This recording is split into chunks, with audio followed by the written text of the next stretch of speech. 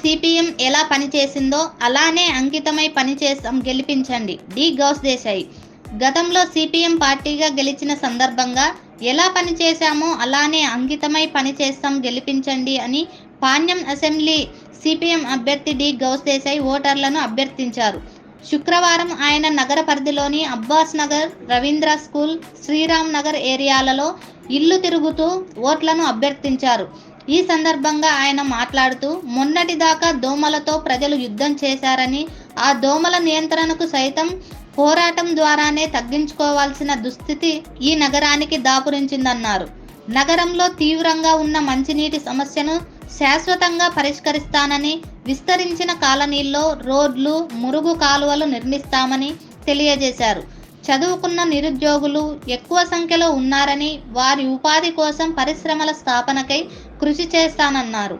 రాజకీయంలో విమర్శలు, ప్రతి విమర్శలు జరుగుతూ ఉంటాయని, కానీ పాణ్యం నియోజకవర్గంలో బలవంతపు రాజకీయాలు నడుస్తున్నాయన్నారు.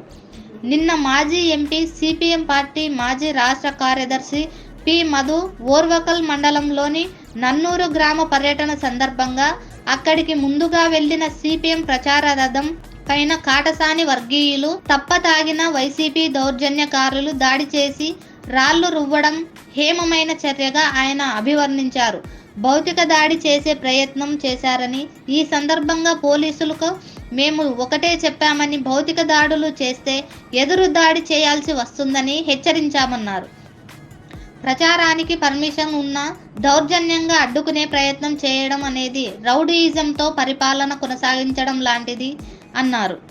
ఇలాంటి దౌర్జన్యాలను, కబ్జాలను ఇక సాగనివ్వమని ప్రజలు ఇప్పటికైనా ఆలోచించాలన్నారు. ఇక 2 రోజులు మాత్రమే సమయం ఉందని, పాణ్యం నియోజకవర్గ అభివృద్ధి కొరకు సుత్తి కొడవలి సుక్క గుర్తు ఉన్న బ్యాలెట్ నెంబర్ 3 పక్కన బటన్ నొక్కి తనకు, పార్లమెంట్ స్థానానికి 4వ నెంబర్ దగ్గర బటన్ నొక్కి గెలిపించాలని ఆయన కోరారు. ప్రచార కార్యక్రమంలో సిపిఎం జిల్లా కార్యదర్శి వర్గ సభ్యులు పిఎస్ రాధాకృష్ణ, సిపిఎం రాష్ట్ర నాయకులు ఓబులు, రామన్న, సిపిఎం జిల్లా నాయకులు నగేష్, నర్సింలు, మరో 100 మంది కార్యకర్తలు పాల్గొన్నారు. ఈ ఏరియాలో ప్రధానంగా ప్రజలు అందరూ కూడా మధ్యతరగతి ప్రజలు ఉన్నారు. ఈ ప్రాంతంలో మేము పన్నులు కడుతున్నాం, కానీ నీళ్ళ సమస్య చాలా తీవ్రంగా ఉంది. నగర కార్పొరేషన్ అధికారులకు కోరుతా ఉన్నాం. అట్లే ఈ ప్రాంతంలో గెలిచిన కార్పొరేట్ కూడా కోరాము, కానీ ఎవరికి కూడా పరిష్కారం రావట్లేదు. అదే కాకుండా పారిశుద్ధ్యం అనేది దాదాపు నెల రోజులకైనా క్లీన్ చేసే పరిస్థితి లేదు. ఈ ప్రాంతంలో ఇప్పుడేదో దోమలు తగ్గే, కానీ చాలా విపరీతంగా దోమలతో చాలా బాధపడే పరిస్థితి ఉంది. కాబట్టి మీరైనా కాస్త ఒత్తిడి చేయడం చెప్పేసి మా పైన చాలామంది ప్రజలు తెలియజేశారు. అందుకోసం ఈ ప్రాంత ప్రజలకు నేను సిపిఎం పార్టీ అభ్యర్థిగా హామీ ఇస్తున్నాను. గతంలో సిపిఎం పార్టీ ఎలాంటి కృషి చేసిందో, ప్రజాప్రతినిధిగా గెలిచినప్పుడు మళ్ళీ అలాంటి కృషి ఈ ప్రాంతంలో శాశ్వతంగా త్రాగునీటి సమస్య పరిష్కారం చేస్తాం. అంటే ఏదైతే విస్తరించిన కాలనీలు ఉన్నాయో, శ్రీరామ్ నగర్ కాలనీ, ఇట్లాంటి కాలనీలకు కూడా సీసీ రోడ్లు వేయించడం కోసం ప్రత్యేకించి రాష్ట్ర ప్రభుత్వం కానీ, లేదు రాష్ట్ర ప్రభుత్వం కాదు కాకపోతే కేంద్ర ప్రభుత్వం నుంచి కూడా ఆ రకం నిధులు కాబట్టి ఈ ప్రాంత అభివృద్ధి కోసం కృషి చేస్తామని చెప్తా ఉన్నాం.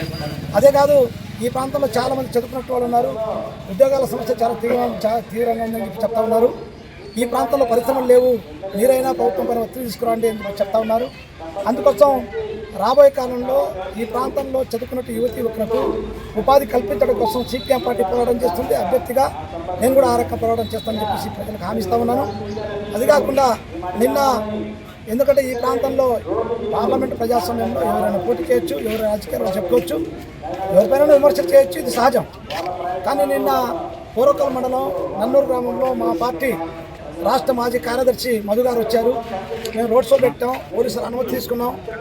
పోలీసులు అనుమతి తీసుకున్న తర్వాత కూడా కాటసాని రామోపల్ రెడ్డి అనుచరులు తాగి మా కార్యకర్తల పైన, వాహనం పైన దాడి చేసే ప్రయత్నం చేశారు.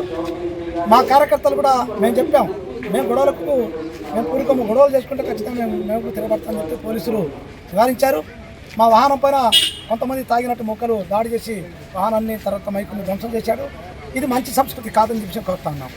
అందుకోసం పాణ్యం నియోజకవర్గంలో ఇప్పటికే చాలామంది ప్రజలు ఈ దౌర్జన్యాలు, ఈ దాడులు భరించలేక, ఈ భూ కబ్జాలు భరించలేక ఎప్పుడు విధులుసుకోవాలని చెప్పేసి, ఈ పీడను ఎప్పుడు విధులుసుకోవాలంటే ఆలోచనతో ఈరోజు ప్రజలు వేచి చూస్తున్నారు. ఇంకా 2 రోజుల బాకీ ఉంది. అందుకోసం ప్రజానీకానికి, పాణ్యం నియోజకవర్గ ప్రజానీకాన్ని మేము కోరుతా ఉన్నాం, భూ కబ్జాదారుల నుంచి మీరు బయటపడండి. ఇంతకంటే మీకు మంచి అవకాశం లేదు. దాడులు దౌర్జన్యకారుల నుంచి బయటపడండి. నేను హామీ ఇస్తున్న ఈ పార్టీ సిపిఎం పార్టీగా ఈ ప్రాంత ప్రజలకు దౌర్జన్యకారుల నుంచి, దోపిడీకారుల నుంచి, అట్లే కబ్జాదారుల నుంచి రక్షించే బాధ్యత మాది. ఆ రకంగా సిపిఎం పార్టీ ఆ ప్రయత్నం చేస్తుందని చెప్పి కోరుతా ఉన్నా.